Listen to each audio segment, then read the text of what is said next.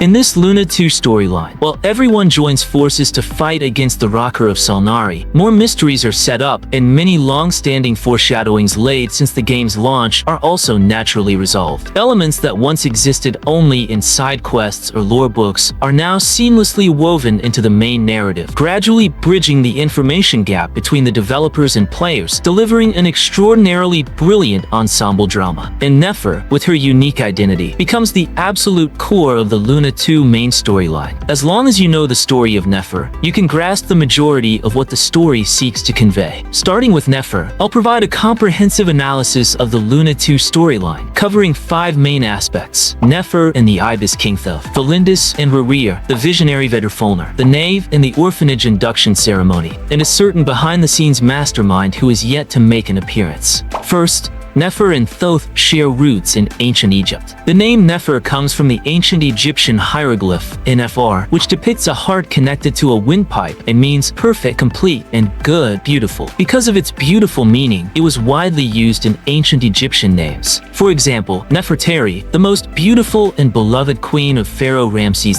II, whose name literally means the most beautiful woman. In the game, Nefer's beauty is equally mesmerizing and soul-stirring. Beyond her name, her right eye also carries deep significance. It closely resembles the famous Eye of Ra from ancient Egyptian culture. It is an emblem associated with the sun god Ra, symbolizing the flawless sun, light, divine retribution, and rebirth. Interestingly, Nefer's Eye of Ra is usually incomplete under normal circumstances. However, in the final battle, she risks her life and uses her eye as a sacrifice to shield Nod-Krai from the greatest calamity. Her blood tears complete the Eye of Ra, achieving a state of wholeness. Through this moment, we catch a glimpse of her true self beneath that calm, calculating facade. In addition, Nefer obtained from the Ibis King Thoth one of the 7 pillars of King Dishret, a chess box that allows her to peer into others' memories. So who exactly is Thoth? During his time serving under King Dishret, he was known as the scribe of all scribes and possessed an extraordinary fascination with the ancient history of Tevat. Well, I just happen to have a copy of Before Sun and Moon and Hymns of the Far North. Do you think he'd like to take a look? Actually, Thoth's character design is derived from Thoth, the ibis-headed god of wisdom in ancient Egyptian mythology. Thoth was the inventor of writing, the scribe and arbiter of the gods. He was sometimes depicted as a baboon holding a crescent moon, which is the inspiration behind Sethos's talent, Thoth's revelation. If we take a closer look at Nefer's character story, we can uncover even more intriguing details. The Ibis king once boasted in front of her that he had worked across 3 moons, guiding the ignorant mortals below and weaving reasonable threads of fate for all beings, such that life on Earth could sprout anew in cycles. Later, he came to Sumeru and became one of the 7 pillars under King Dishret. Whether Thoth was merely casually claiming the authority of the trinity of moon goddesses for himself is unclear, but one thing is certain: as the scribe of all scribes, his knowledge of Tevat's hidden history truly surpasses all imagination. At the very least, he's far better off than the unlucky Orobashi, who accidentally came into contact with Before Sun and Moon and met his end at the hands of the Archon. Second, Rerir may have already merged with Tholindis. In the main storyline, using the chess box that the Ibis King gave to Nefer, we learn about his past through the fragments of Rerir. Yet, Nefer also glimpses memories that belong solely to Tholindis within those fragments.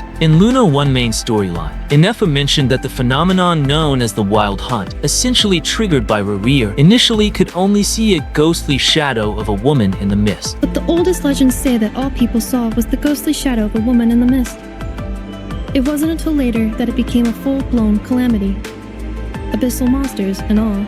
So who is this woman? In the new storyline, we see Tholindis and Rerir successively jump into the Moon Gate, and Rerir is shredded after passing through. If we assume Tholindis was also shredded, then, when Rerir reassembles the fragments, some pieces that don't belong to him could easily go unnoticed. So without even realizing it, Rerir has likely become forever fused with a part of Tholindis. In addition, I strongly suspect that Tholindis is hiding a major secret. After all, she has been studying the moon marrow and things beyond Tevat. Teyvat. Moreover, her words reveal that she harbors hostility toward the stranger, that's the twin, who suddenly arrived in Kenria, believing they're the reason why the Vinster King Ermin is growing increasingly unhinged. Therefore, she is likely researching a way to use the Moon Gate to send the twin back into the cosmos. On the night of the assassination of the Vinster King, her transformation was remarkably abrupt. We can observe that she initially panicked when attacked by abyss creatures, but in the next moment, she seemed to suddenly receive some sort of guidance, becoming unervingly calm. The reason for this shift is very peculiar. Perhaps, like Rerir, she was influenced or tempted by a whisper in her ear. The most important question is, what exactly is this whisper? Currently, there are two major possibilities. The first is that it could be the abyss itself, disguising its voice as different people, tailoring its temptations individually for each person. The second is Vedrfolnir, who claims to know fate. I speculate that Vedrfolnir has obtained powers of time, allowing him to influence the past from the future. In this sense,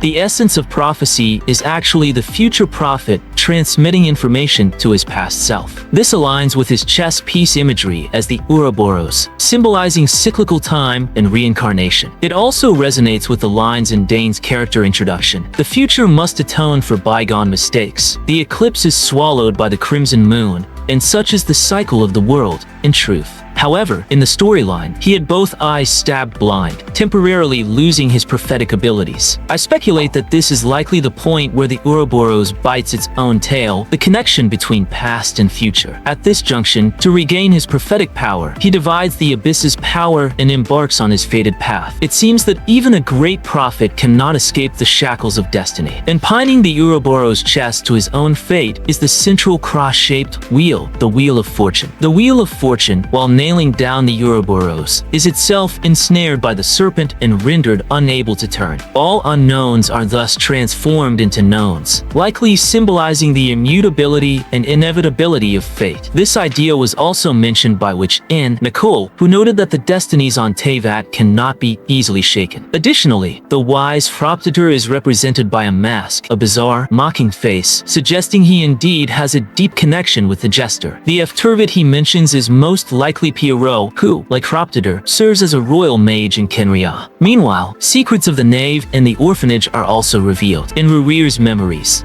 the little girl who was let go by him and eventually left carrying a small fragment of the moon is very likely an ancestor of Arlecchino. Based on the descriptions in Parenheri and the conversations with Arlecchino, we can see that the orphanage was actually established to shelter those who came from beyond this world. In the so-called induction ceremony, the fireplace that the children must crawl through is actually the pathway leading to the hidden realm of the iridescent moon. Through this process, the orphanage performs a kind of refinement on those transcendent beings from beyond the world, ensuring that they remain under its control. And this ceremony likely also serves the function of transforming these outsiders into natives of Teyvat. In the 3.3 storyline, we learn that the Irminsul does not record descenders, and such beings are not part of Teyvat. And in this year's Lantern Rite storyline, it was clearly stated that Traveler, being a descender, cannot be connected to the ley lines. However, in version 3.3, the Balladeer told us that the reason the twin is recorded in the Irminsul might actually be connected to Kenria. Therefore, it's highly likely that after the twin descended upon Teyvat, they too underwent this mysterious induction ceremony. They were then transformed into natives of Teyvat and recorded in the Irminsul. Finally, the figure behind Rerir shows signs of involvement. Most likely, he's one of those unseen but unmissable characters in the story, never showing up directly, yet his mere presence unsettles the other harbingers. Dator. According to the hints in the storyline, it's highly likely that both the feint against Varka and the rapid resurrection of Rerir bear his unmistakable hand behind the scenes.